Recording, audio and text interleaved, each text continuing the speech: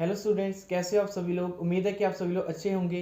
Railway engineering के 18th lecture में हम डिस्कस करने वाले हैं होक ड्रेल्स के बारे में। होक ड्रेल एक रेल सेक्शन का डिफेक्ट होता है जिसके बारे में हम इस लेक्चर में डिस्कस करेंगे और साथ ही साथ इस डिफेक्ट को दूर करने के लिए हम कुछ प्रिवेंशन या फिर रेमेडीज के मेथड्स के बारे में भी डिस्कस करेंगे। ये एक छोटा सा टॉपिक है जिसके बारे में कि आपको इन्फॉर्मेशन होनी चाहिए। तो चलिए बिना टाइम वेस्ट किए इस लेक्चर को शुरू करते हैं और डिटेल में पढ़ते हैं होक ड्रेल्स के बारे में। होक ड्रिल, सबसे पहले इसके कंसेप्ट को समझते हैं। When rail ends bent down and deflected at ends due to the battered action are known as होक ड्रिल्स। यहाँ पर कह रहे हैं कि जब रेल के एंड होते हैं वो नीचे बेंड कर जाते हैं, जब डिफ्लेक्टेड हो जाते हैं due to the battered action. Battered action means होता है जब हम किसी भी रेल सेक्शन पर पर्टिकुलरली एक थ्रस्ट लगाते हैं या फिर एक मान लो कि लोड लग रहा है, तो उस एक्शन को हम कहेंगे बैटरड एंड। जैसे आप देख सकते हो, ये एक रेलवे जॉइंट है जहाँ पर जो इस जॉइंट के एज है वो यहाँ पर डिफ्लेक्ट हो चुके हैं नीचे, और जो बैटर्न एंड है जहाँ पर बैटर्न एक्शन हुआ है, रेल का जो व्हील आता है वो बार बार एक एंड पर थ्रस्ट लगाता है, इसे आगे को जो है धकेलने की कोशिश करता है, उस चीज़ को हम कहते हैं बैटर्न एंड। बैटर्न एक्शन के कारण जो एज होते हैं वो ख़राब हो जाते हैं, नीचे की तरफ डिफ्लेक्ट हो जाते हैं, बेंड डाउन हो जाते हैं, उस प्रोसेस को हम कहते हैं होक rails. It is occur due to loose fish plates and bolts और loose packing of ballast under joints. ये इस कारण होता है, हमारी जो फिश प्लेट होती है जो लूज़ हो जाती है, जिसके कारण इसमें गैप बढ़ जाता है, तो हमारा व्हील जो है इस पर जाकर जो है ज़्यादा थ्रस्ट या फिर फोर्स लगाता है, उसके कारण इसके जो एज है वो ख़राब हो जाते हैं, डिफ्लेक्ट हो जाते हैं। फर्स्ट रेमेडी है इसकी बाई क्रोपिंग, या प्रिवेंशन भी हम इसे कह सकते हैं।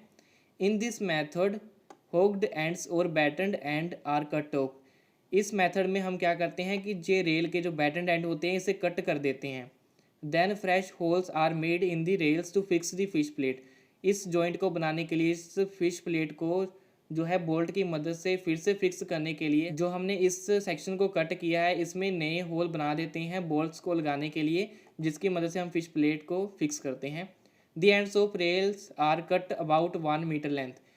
इस डिफेक्ट को दूर करने के लिए, बैटर एंड को ख़त्म करने के लिए हम जब बाई क्रॉपिंग मेथड यूज़ करते हैं तो इसमें हम 1 मीटर लेंथ का रेल सेक्शन काटते हैं, यानी कि जहाँ पर बैटर एंड है तो हम यहाँ से लेकर आगे तक जाएंगे, 1 मीटर जहाँ आएगा उस जगह पर हम इस सेक्शन को कट कर देंगे, इस तरफ भी कट करेंगे और फिर से इन दोनों को वापस से है जो रेल जॉइंट की मदद से मिलाएंगे।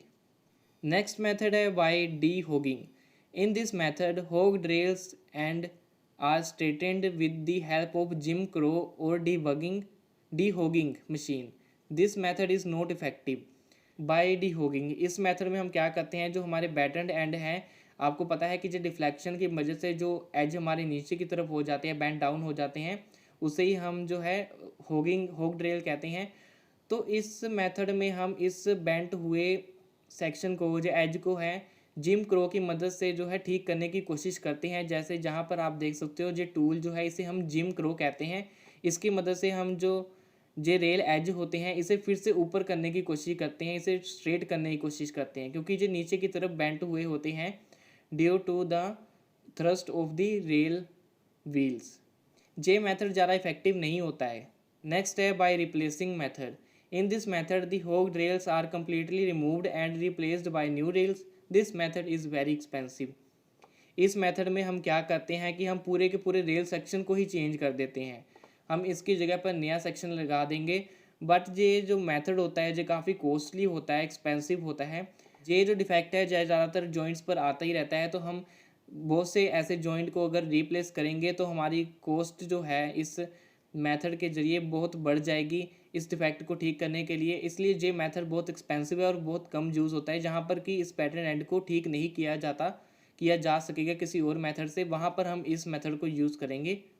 नेक्स्ट एंड लास्ट मेथड है by welding. In this the होक rails are brought at 2 level by welding the defected और बर्न एंड्स। इस मेथड में हम क्या करते हैं, जो बैटन एंड है इससे हम वेल्ड कर देते हैं, वेल्ड करके हम इसे बिल्कुल ऐसे लेवल कर देंगे। ये जो बेंट नीचे हुआ है, जो डिफ्लेक्शन आई है इस एज में, इसे हम जो है इतने सेक्शन को जो है बिल्कुल लेवल कर देंगे, इसका नया एज बना देंगे वेल्ड करके। तो इस मेथड में हम सिर्फ वेल्डिंग ही करते हैं और कुछ नहीं करते, और ये एक इकोनॉमिकल मेथड भी है, बट ये भी ज़्यादा इफ़ेक्टिव मेथड नहीं होता है। मुझे उम्मीद है कि ये लेक्चर आपको समझ आया होगा। इससे रिगार्डिंग अगर आपका कोई क्वेश्चन या क्वेरी है तो आप नीचे कमेंट कर सकते हो। इस लेक्चर के नोट्स का लिंक आपको डिस्क्रिप्शन में मिल जाएगा। नेक्स्ट लेक्चर में भी हम एक इंपॉर्टेंट टॉपिक कवर करने वाले हैं। उस लेक्चर को देखने के लिए और साथ ही साथ और भी सिविल इंजीनियर से रिलेटेड वीडियोस देखने के लिए आप मेरे चैनल को सब्सक्राइब कर लीजिए। मैं मिलता हूँ आपसे अगले लेक्चर में, तब तक के लिए थैंक यू।